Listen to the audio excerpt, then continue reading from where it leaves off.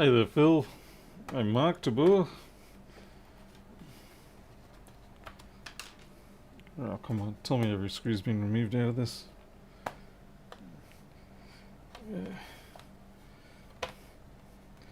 The game of, are there other screws, or is this just a trap? Aha, a trap it is. Oh, we've got stickers all over the place. Okay. Replaced MOSFETs. Replaced shorted cap.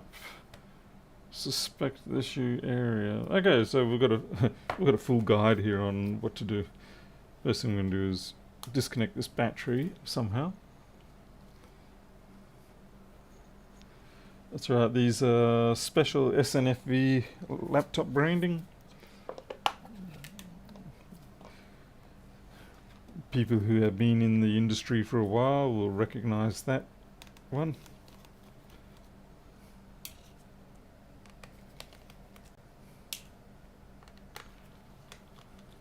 Hey, creature.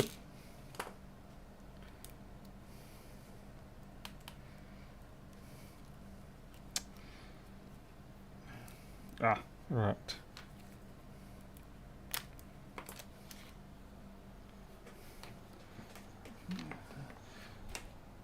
Yeah, if you're wondering about the branding of it, see?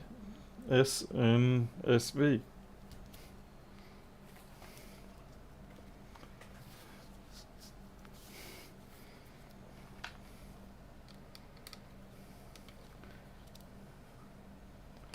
Oh, where the hell did that screw go? Ah, there it is. Australian for ASUS. Yeah, very good.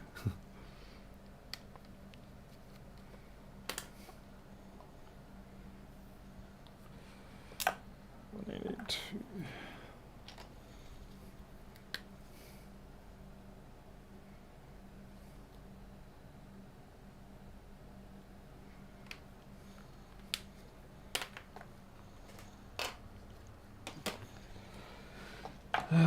The other thing is, I don't know if this is actually powerable through USB-C. I have a suspicion that it does need a proper power brick. When I say a proper power brick, I mean obviously... Jeez, mate. Okay, we're going to pink mark those MOSFETs that they changed. I can see a cap looking a bit off center there. Okay, this cap was shorted. That's a bad sign if that cap was shorted, because that's right on the phase generation for the CPU. And suspect issue in this area. Alright. There's a bunch of stuff down there.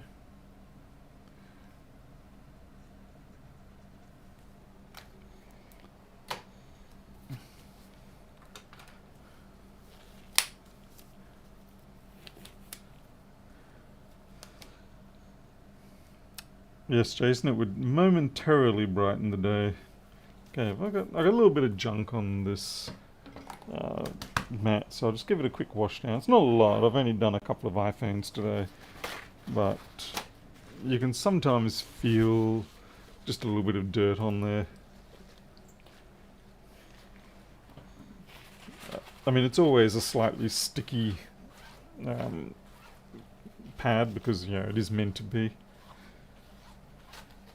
Sometimes you can also feel little bits of grit. It's not too bad with PC cases and whatnot, but certainly with metal MacBook cases, you really know very quickly that you've got some grit on your Workbench. Jason, it quite possibly is. It quite possibly is. That was, it was neither, it was a, pretty sure it's a Commodore Ute that someone's reworked. Alrighty, we've got a whole bunch of nasty looking stuff. That resistor looks like it's barely even there. Is that resistor even on the pad? That is so close to not being soldered. It's a 1 ohm resistor, so it's probably not the worst, but even still, that's really close to not being soldered. And what is the dealio? What's all this junk? It's like some kind of flux or something, but it's everywhere. It's like I've got to put this thing through an ultrasonic just to get started. Anyway, let's have a look at what they have replaced. So they redid one of these caps.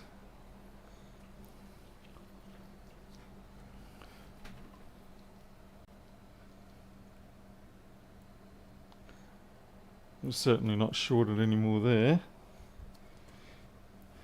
Now, if one of those caps died, I don't know whether it might have taken out a controller.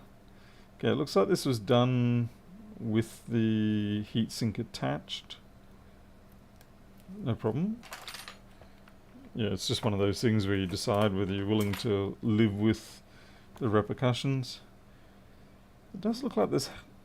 Okay, that cap there is a little bit questionable.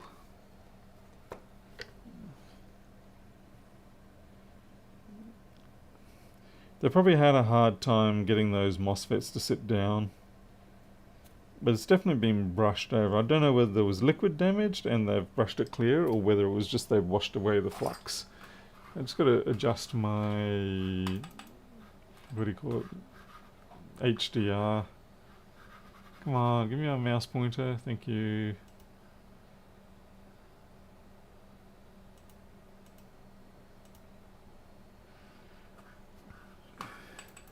You know that the microscope is not loading those settings because it's brighter now than what it was when it started, and it's still at number 4.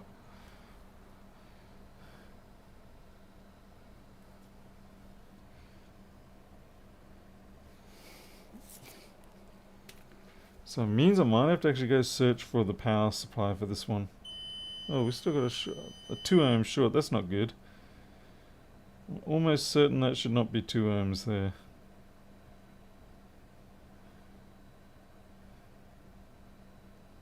Almost certain. Okay, we've got a straight through on this MOSFET. Are these installed backwards? No, that one's not. Is that cap folder? Something's not right there, I don't think. Oh wow, gate to drain, gate to source. That's all bad news. Yeah, of course that's going to short, you idiot. Is it me? Okay, where my concern is I don't know if you can see it, but see this little tab here? That should be more over here. Now, it's not saying that there's a problem, but I wonder if maybe it's sort of slid just a bit too far. Alright, let's take this out.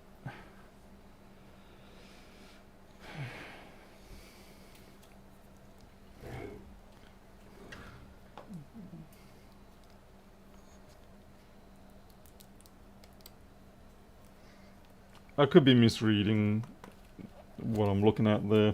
That wouldn't be the first time. There's a bit of a damaged pin, discoloured pin in there.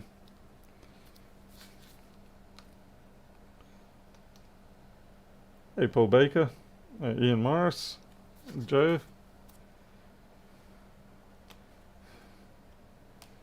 Let's see, let's get these out. You'll have to bear with me as I get warmed up to non-Apple products again.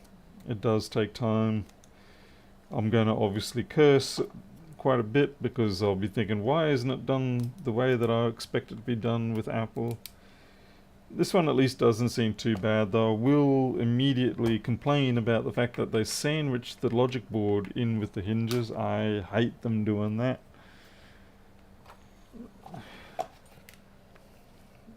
So why? Just, it's fine if the screws are tight and there's no play with the hinge and the PCB. But as soon as these screws start getting a bit loose, then that PCB is going to be subjected to all sorts of weird stress.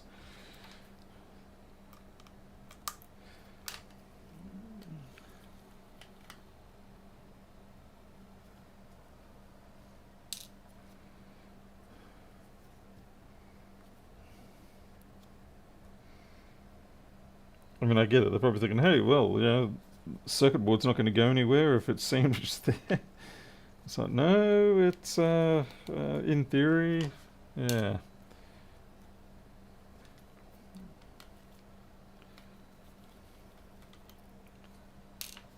Not really something I would choose. I mean, obviously they've got their reasons, I just don't know what they are.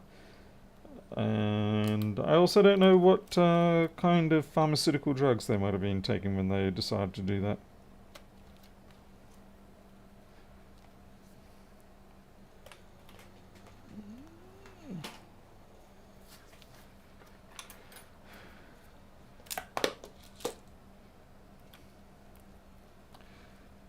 And I hate how flimsy these boards always feel. I don't know, the MacBook boards are definitely solid. This one isn't too bad. This looks like it's a 1.6mm board. But there's a growing trend for very thin circuit boards. Not a fan of it. Let's see.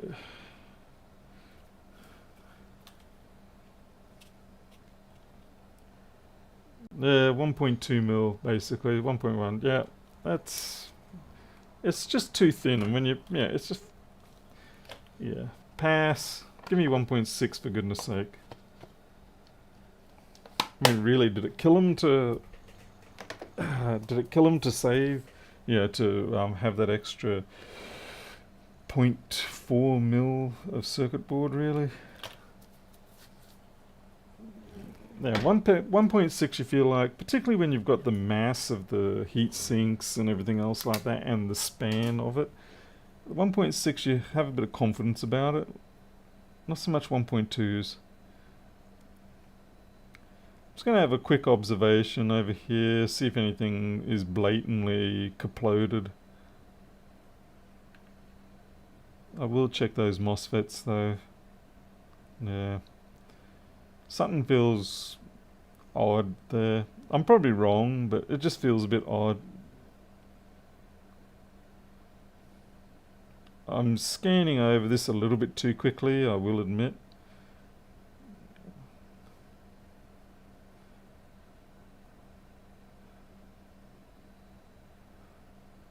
I am worried about the fact that there was a shorted cap there.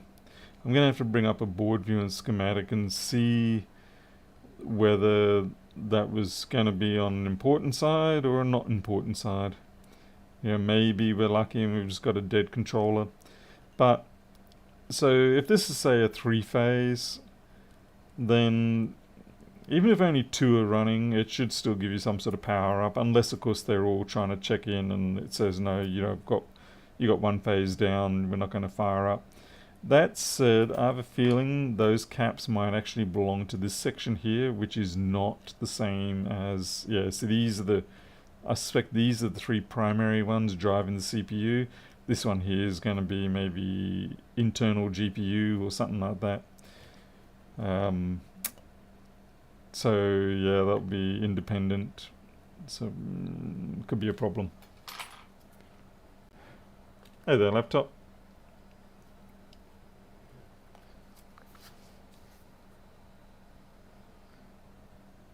It's crazy, Steve, given that it doesn't really actually give them a thinner PC, really. I mean, the fans dominate the thickness here.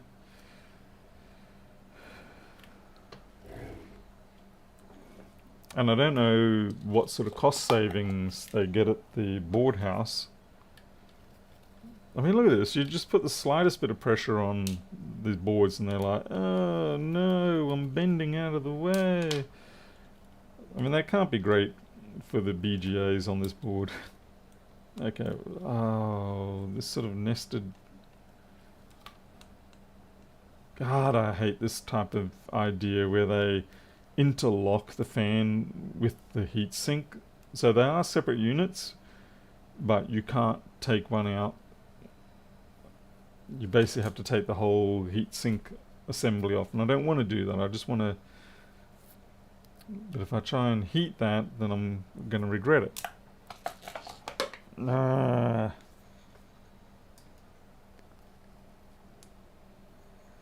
Well, I haven't put a MOSFET on yet.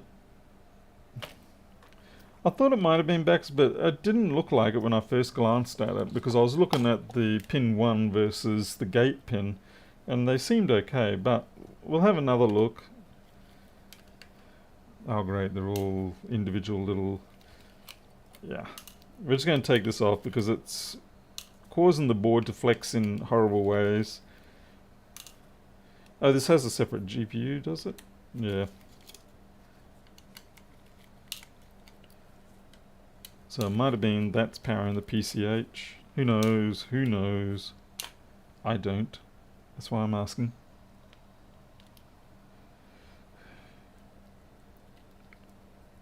Okay.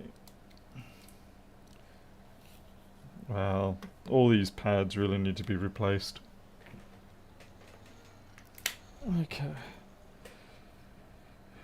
So we've got the GPU, VRAM. I guess this will... Okay, so this will be probably the PCH. And that's not a good sign.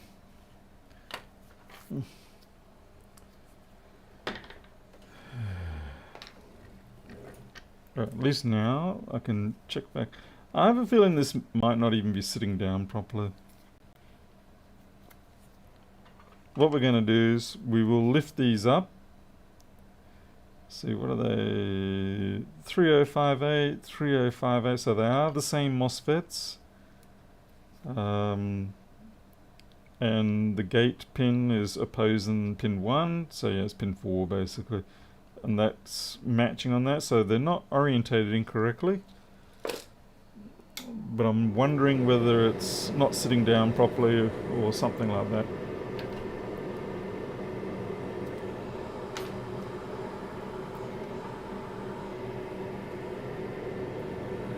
Yeah, the loose cap, it could be shorting with the gate there, but I don't know.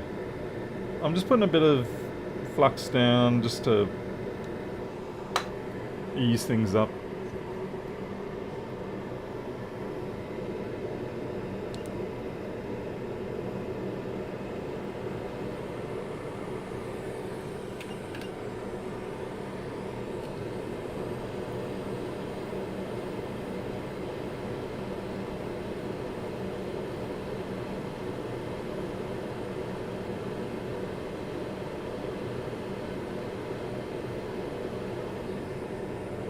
Well, it certainly hadn't sat down properly. You can see, we'll flip this over in a second after I've described what I'm looking at. You can see this sort of area here. That is where the solder had flowed out, which wasn't, you really need to get this entire area. And this here was barely soldered down.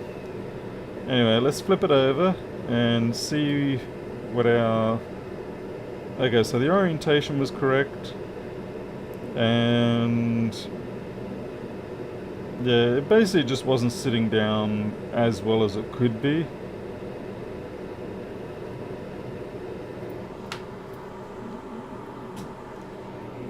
Usually with these great big MOSFETs and in these laptops, it's not a massive problem. It does lead to higher resistance, but sometimes that can lead to them soldering themselves back down.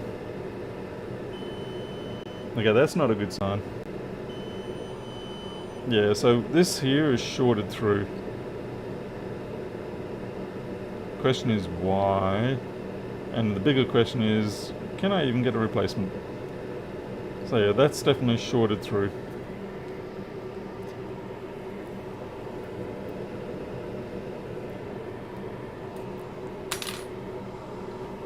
Kind of weird.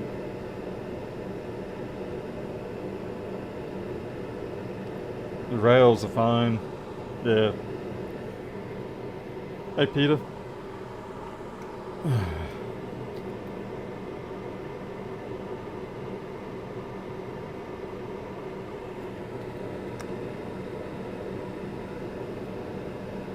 I'll just pull this one off now. So I don't know, maybe it overheated, but it's still pretty weird. And maybe this here is a problem. I don't know what's on that rail, but that's not sure if that's feeding the gate or not. Okay, that is to the gate anyway, so no problem. Whoop. The solder feels very gritty. That cap is a train wreck. Look at that. That cap is damaged. It's missing a great big chunk.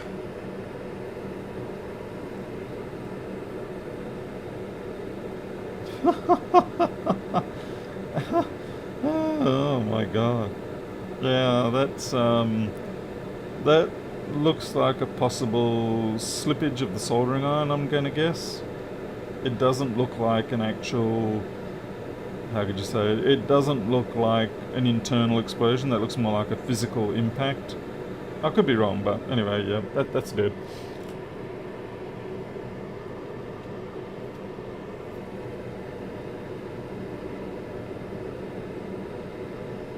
So we'll replace this as well. These are not super critical MOSFETs. You can get away with a whole bunch of, yeah, they're not switching at high speed or anything like that. They're just pretty much on off. That was soldered down properly, so that was good.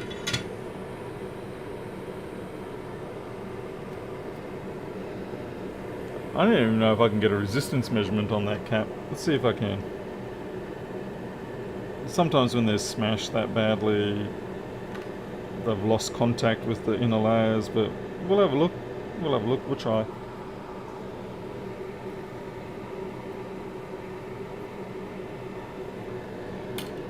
If I had to guess, I'd say 35 volt, 1 microfarad or something like that. Well, it doesn't appear shorted, but that doesn't mean anything.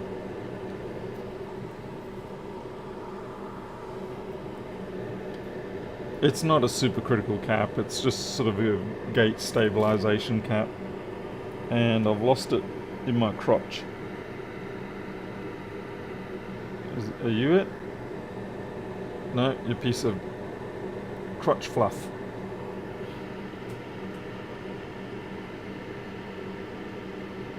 Amazing, I found it.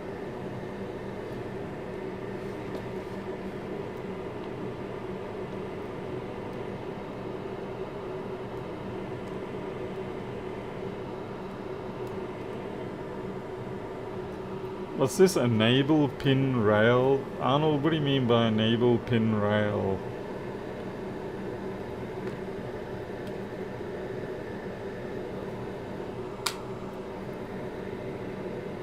Yeah, we're going to clean all this up. And then we're going to go find ourselves a... The cap was on enable pin... Oh, right, I see. I guess I call that gate drive, but... I suppose it is really, on the schematic, would be listed as something like enable for the power to come in.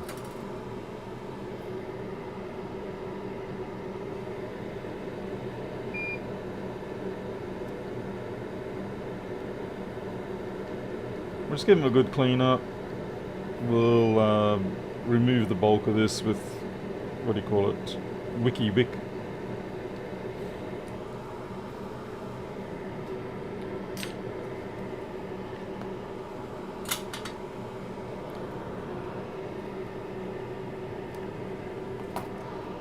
Let's see the board model. Yeah, let's have a look at that.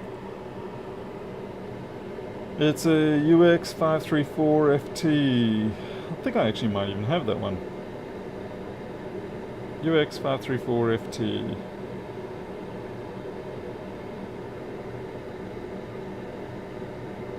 Revision 2.1.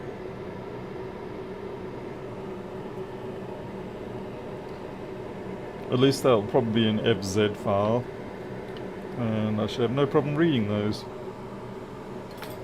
Unlike the damn TNF format, which I'm still struggling with.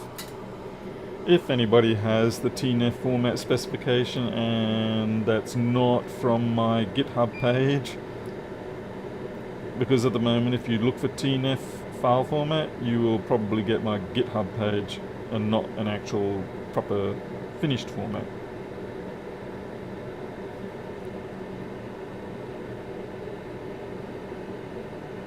like I said, I've decoded a fair bit of it, but they've got some sort of obscure sequencing trickery going on to indicate stop and start of the various data structures, and I haven't yet quite had the epiphany moment to understand what they're doing.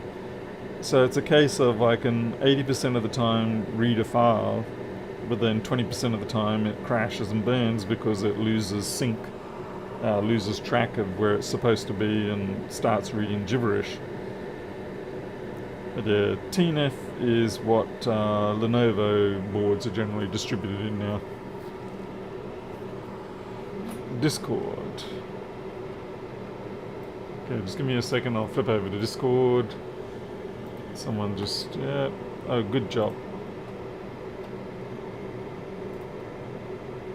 Okay, that's the PDF. Has anyone got the board view itself?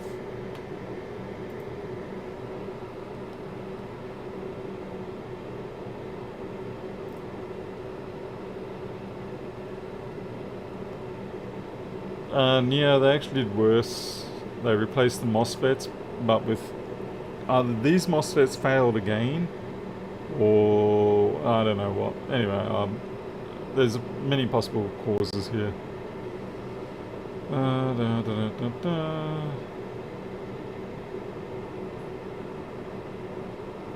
Why don't I understand anything I'm looking at right now?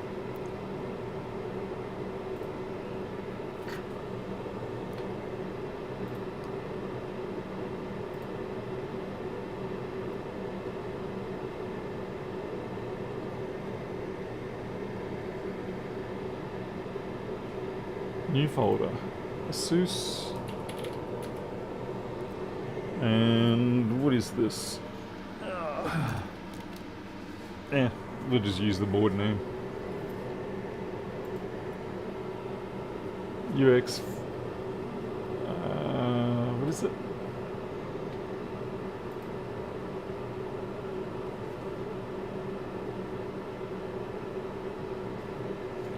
The main rail is not shorted now, no. UX 533. Oh, this is a UX 533, okay.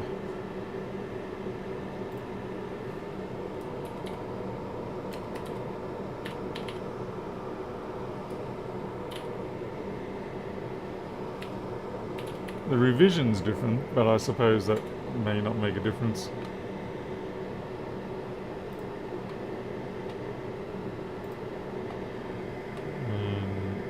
Okay, thanks, Lead Farmer. Oh, right, I see it's schematic only. Wah wah. That sucks. Anyway, I've got to find suitable replacements for these. So, what are these? 3058 something. M3058. Schematics.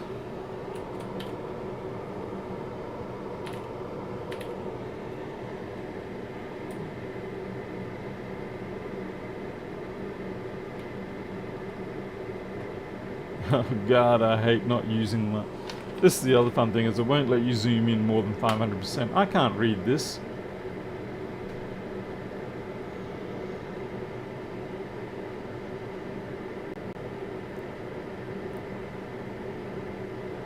UX3 433 FM. Yeah, I can't zoom in anything more. I'm not going to use a properly calibrated piece of wire. I'm not even going to step into that one. I know what you're all talking about. Believe me, I saw it too. I saw it as well. I'm just going to walk away.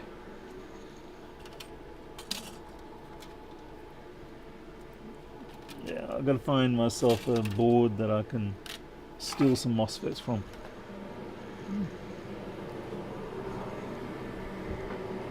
Hey Pedro. So these are N-channel MOSFETs. Alright.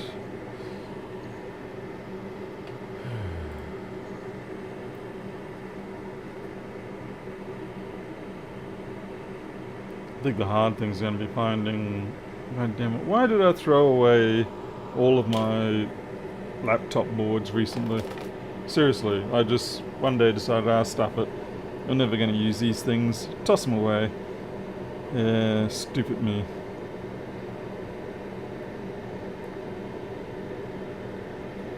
These look potentially like they could be a drop-in replacement. Like I said, we're not doing any switching with these MOSFETs. We're basically just taking the power and letting power in or out. So we'll probably do something like one of these.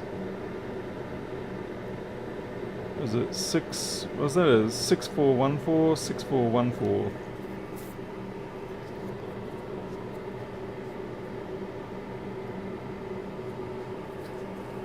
Yeah, civilly, that's what I'm thinking with the MOSFETs. Like, they're not a critical one. Let's see. 6414A. Let's see if these are going to do the trick.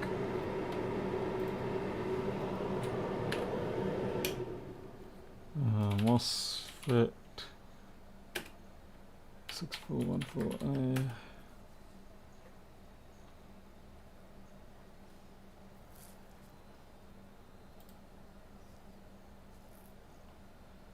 Is that an Aeon?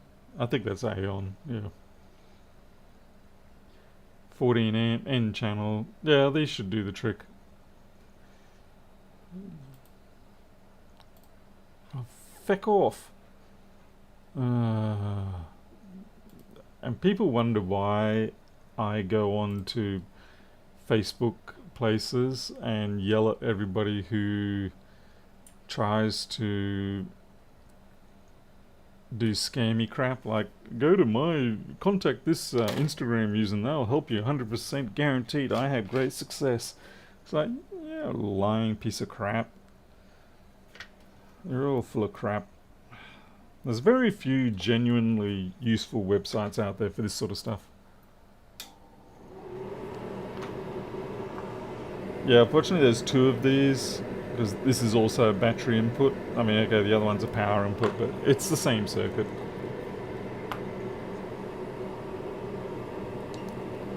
Looks like I'm going to be melting some connectors.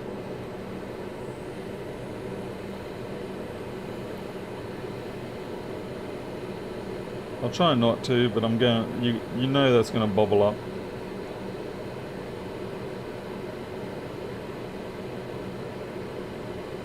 I could just use some wire. Okay, one. And this is the other one.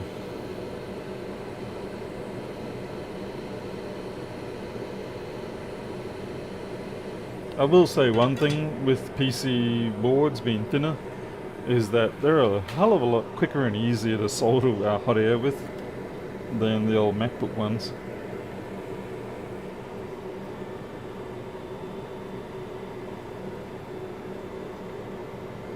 Oh, sorry folks, sorry. Still the weak point on my software.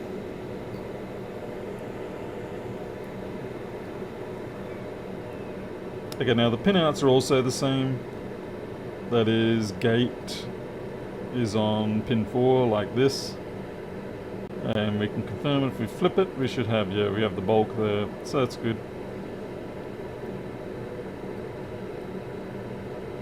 And so they need to just be facing each other, yep.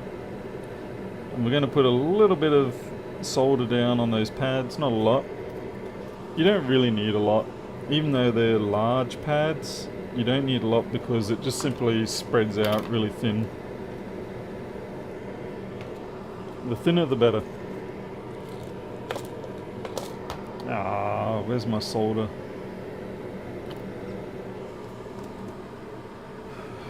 I have... ah, there it is. I was going to say I've lost my solder.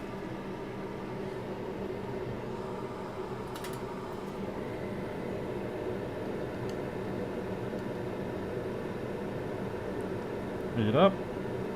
Come on. That's probably plenty.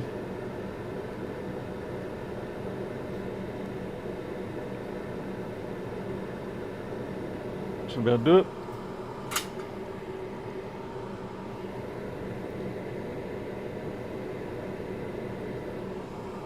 Bit too much flux there, that's Rossmann levels. We don't We don't support that kind of flux abuse.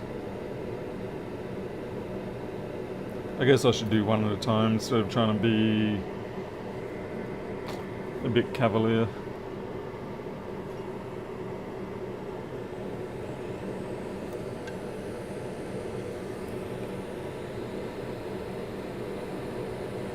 I like to heat up the board a little bit.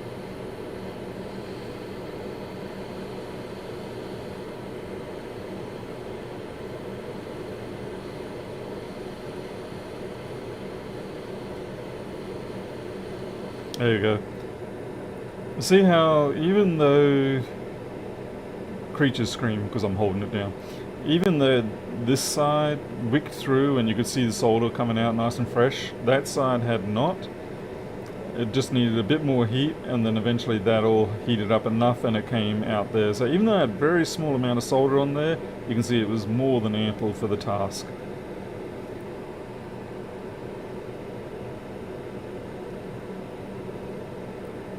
And pretty much the same hopefully will happen here. I say hopefully.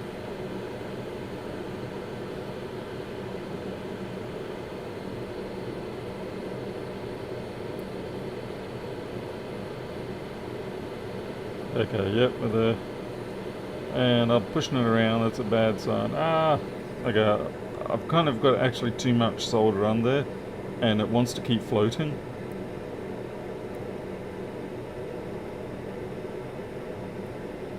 Wow, that takes forever to cool down. Anyway, you can see it has pushed it all out, but it's a little off.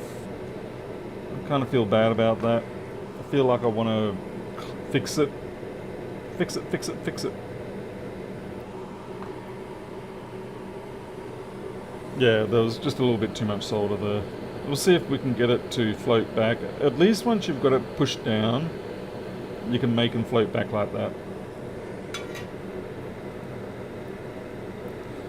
And as for this cap, I'm going to go 35 volts, 1 microfarad.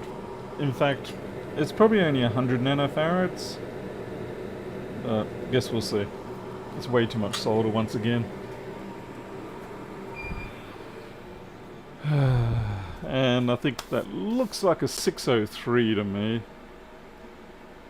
Let's see, 402, 402... 203. Oh, come on, where are my 603s? FPC. Stop with. What? Stop messing with me, man. Boundaries. Actually, you know what? I can just look at the schematic, I think.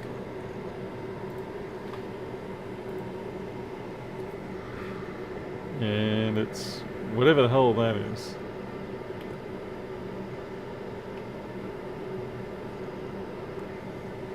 Alright. Looks like it is a... It's 47 nanofarads, 50 volts. Alright.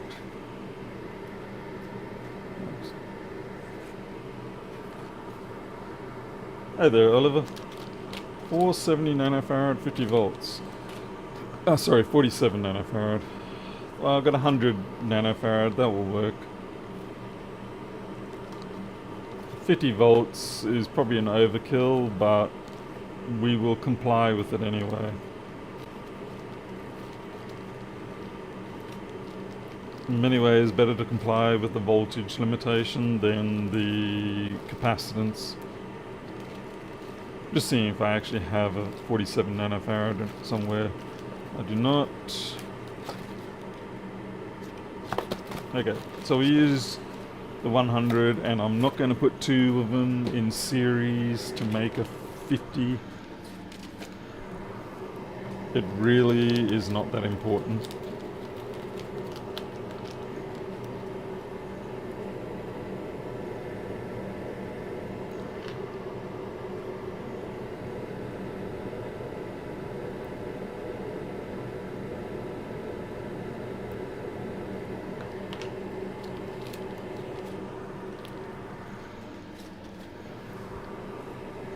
Hey, B-Blood. Okay, so we don't even know if this is actually going to solve anything, but at least it's the first step.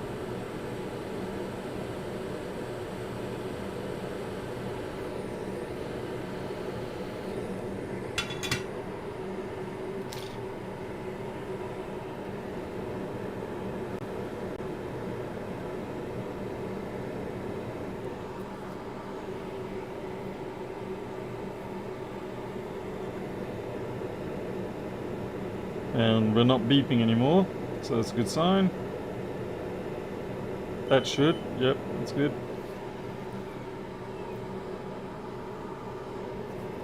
Well, at this point we could try power it up, see if we get something. Kind of scared about doing that without the heatsink, so I'll put it on.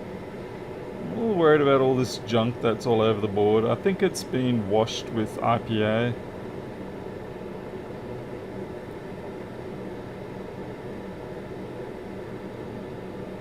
Which means I really should put it through an ultrasonic clean to clean up all that stuff. This here is a concern to me. It does make me think that maybe the PCH took a hit. And of course the other problem is I don't actually think, I'm not sure if I've got one of these ASUS power bricks, so that's a problem.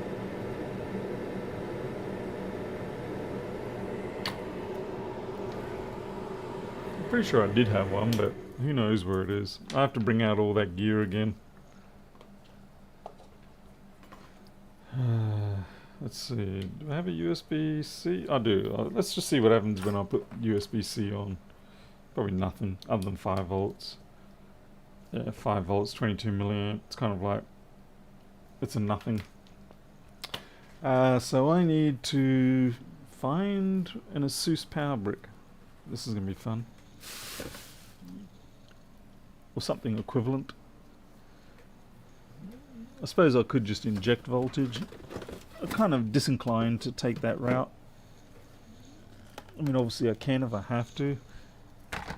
But like I said, disinclined. Anyway, I'm just digging through arbitrary boxes here.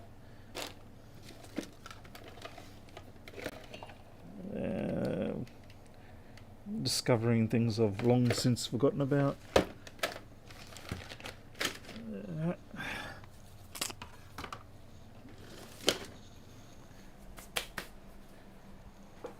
AMD needs heatsink. Yeah, sure.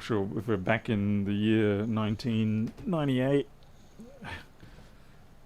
But no, I agree. I wouldn't really run it without a heatsink.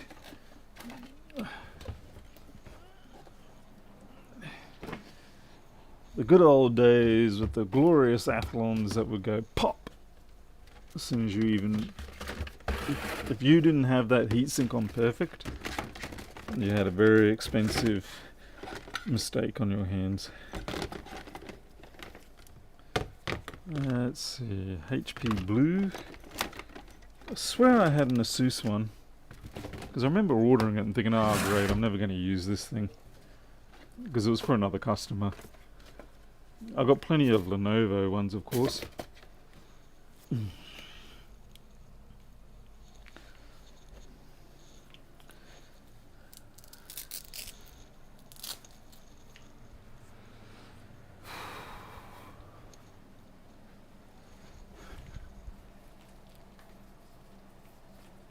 Hey Jason, I might have to go up to the shed and dig around in there, but let's see if this one will fit. Well, it looks like HP fits. This is a HP, and it fits.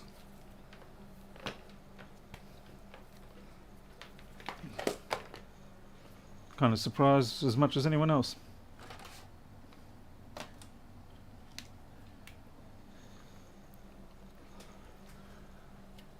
Yeah, HP Blue.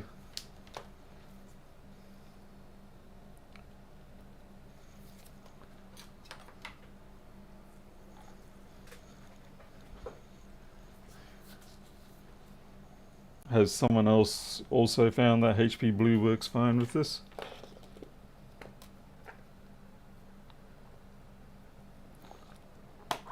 Any reason don't use a power? I just prefer to at least try with the proper power brick if I can. And if I go for the power supply route, I have to, solder on wires to inject the power. I am slightly disinclined to utilize the generic all-in-one type adapters. Yeah, the multi-tip ones. I've had issues in the past. Most people have no problems with them whatsoever. I just prefer to at least have genuine power bricks for each model if I can. The downside being, of course, that I can't monitor the current. However, fortunately in this day and age, more and more are now switching over to USB-C powered, which means that my USB-C meter will become more and more useful for people. Okay, we've got enough screws in there that should do the trick.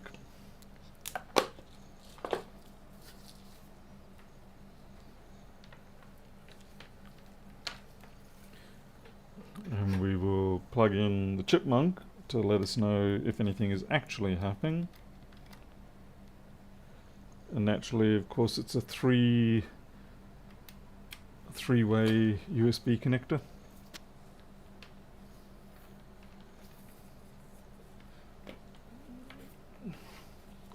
Now, I don't know if this power brick's going to have enough power, but we should at least get some sort of status out of it, if nothing else.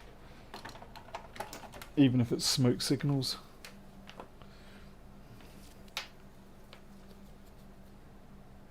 Yeah, I don't know if that pin's going to reach, but we'll find out.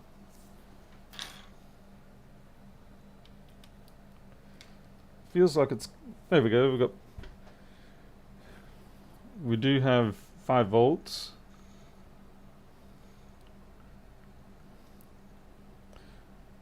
We don't seem to have any activity. We've certainly got no fan.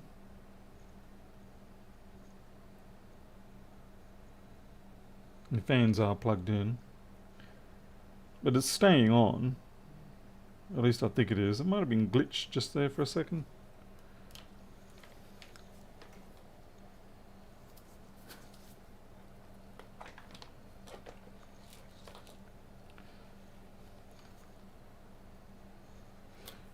The thing is, I wouldn't have expected 5 volts to come up with that USB power without actually, normally I would expect a charge light elsewhere on the board to come up, but not the USB 5 volts. Anyway, let's plug this in, or put this back on, and see what we can do. I think this is the other painful thing about doing PC laptops, is that there's so many different PC laptops that your chances of encountering one that you've done before are comparatively low. So every time you do one, it's a whole new learning experience. And I mean, there's nothing wrong with a new learning experience, but sometimes it can be nice to just do what you know.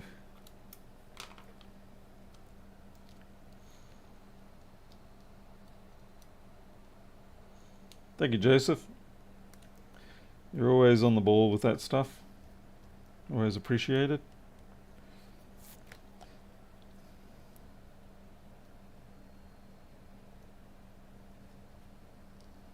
Oh, what are you doing, you little piece of annoying rubber?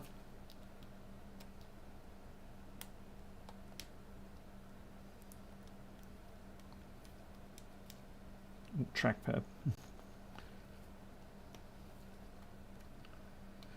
And of course, you don't know what it needs. Like, does it have to have the battery, and does it have to have the trackpad attached? Does it, all that sort of stuff. It's all so many unknowns. So it does tend to take a bit more time. And typically, you're going to get less money for this sort of repair as well.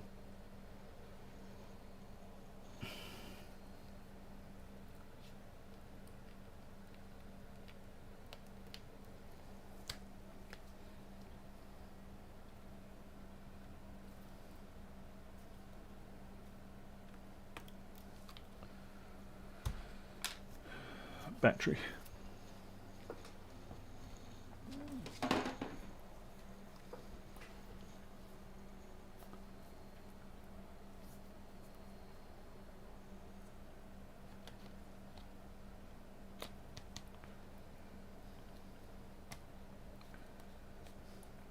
At least the battery connector is sensible. It's got the locking tab, you pull it away and just lift up, so that's nice. Okay, so there's no drive connected to this, but it should still at least give us some kind of activity. Oh shit. Sorry.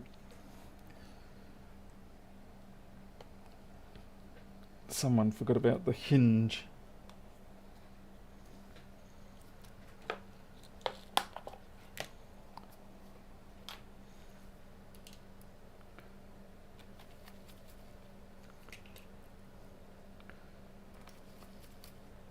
Also hate that you have to torque them down quite a bit. Oh, you are either not aligned, you're the wrong size, okay. Hot glue the hinge, wow. Really going medieval, aren't we? Okay, so I'm not sure if this is even going to have the power to boot.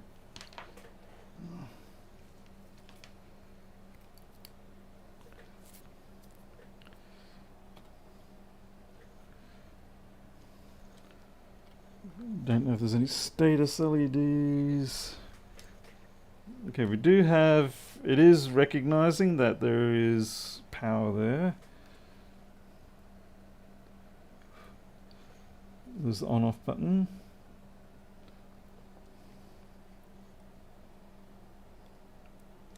I have a horrible feeling the PCH got taken out on this one. Oh, there we go. We are alive. Haha! Oh, fixed. There we go. Totally knew I could do it. What is this? Wow. i7 10510 at 1.8 gigahertz. Okay, so in the end it was... I guess maybe they took MOSFETs from another machine that had a dead MOSFET. That was pretty unlucky.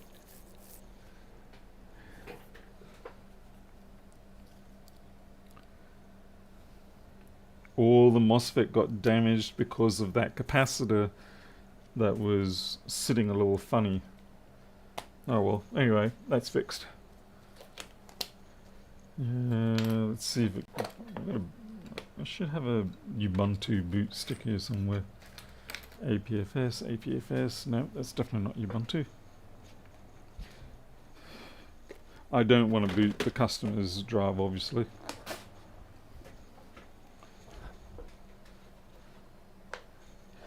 Yeah, the question now is, should I ultrasonic it?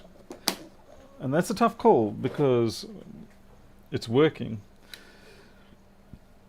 Should I risk it? It is risky ultrasonicking these things.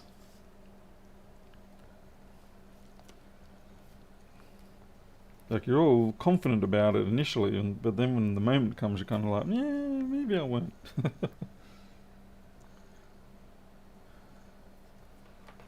So I think I'll say nay.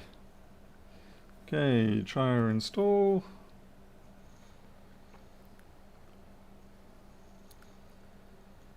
Well, it's looking good. It's running fast, so I'm happy about that.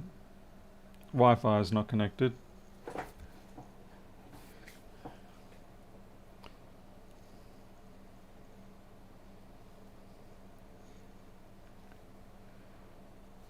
Arnold, gee, I think that's what they did originally with it, though.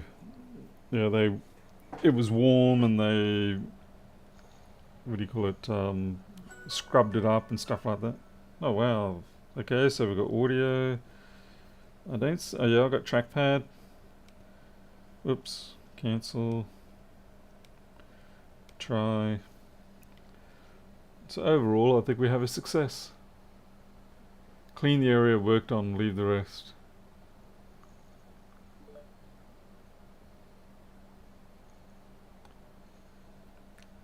Well, as it is, the area I did do the work on pretty much doesn't even need cleaning. That's one upside of using absolute minimum amount of flux in the first place. Yeah.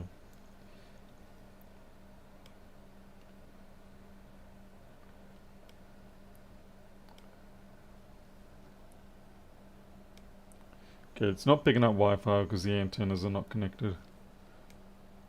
Alright. Okay, well, I think we can be happy with... Oh, let's see if it actually runs off battery. It seems to think it's got 98%. And it either is 4 minutes 49 or 4 hours. I'd say 4 hours. Which will turn into 2 hours, most likely. Which will turn into 1 hour. Which will turn into... Oh, it shut down. Log out. Cancel. What are they doing with the trackpad? Where does the mouse go? I've lost the mouse, but I think it's a... Oh, there it is. Oh, it thinks it's got another screen connected, I think. Power off. Power off.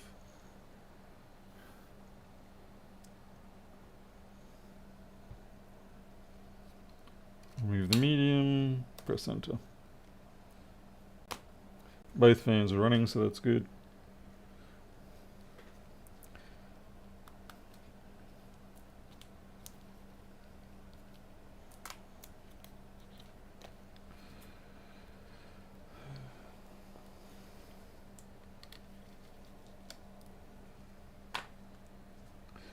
Yeah, if you look at the area where I did my work here, there's almost nothing to clean up.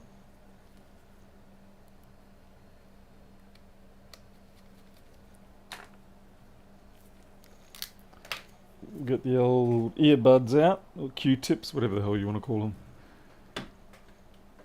Jason would be nice to get some Macs. Of course, it depends what has happened to him. Alright, that's always messier than what I remember. One thing I have noticed is when I do repair jobs and they come back to me for whatever reason, I always look at them and go, how did they get so messy? You know, I don't recall willingly sending them out in a bad state. And yet sometimes you get them back and you're like, wow, how did I let this out the door? Okay, a lot of this flux that I'm actually cleaning up isn't mine. This is like this flux between these inductors here. That's not my flux. My flux was just over here and it's done and done. Yeah, it's just a weird phenomenon. I also experienced it through school when I would look back at my test results for the year and I'd be thinking, oh yeah, I was an A student for most of my subjects, and then you look at your tests and go, well, what the hell, someone changed them to like a B plus or A minus? Who's doing this to me? And then you check back in a few more years and you're like, wow, I failed that subject. I didn't really, but it just feels like that sometimes. It's just weird how the brain does that to you. Sort of like makes you think you're better than you really are. Lets you walk along with a happy smile on your face, but really the reality is so much different.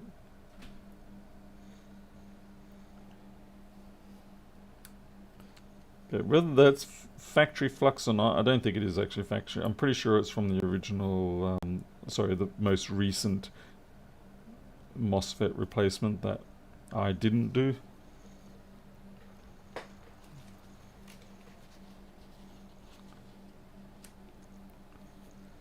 Yeah, and the cap was chipped. Actually, it was more than chipped, it was more like smacked in half. Okay, not quite that much, but...